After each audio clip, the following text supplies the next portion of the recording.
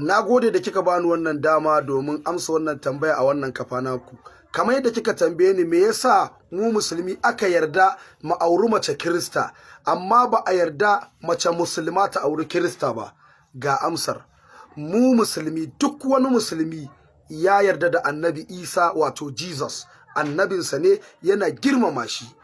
La nufarriqu baina ahadin, ma'ana ba mu bambance duka annabawan Allah.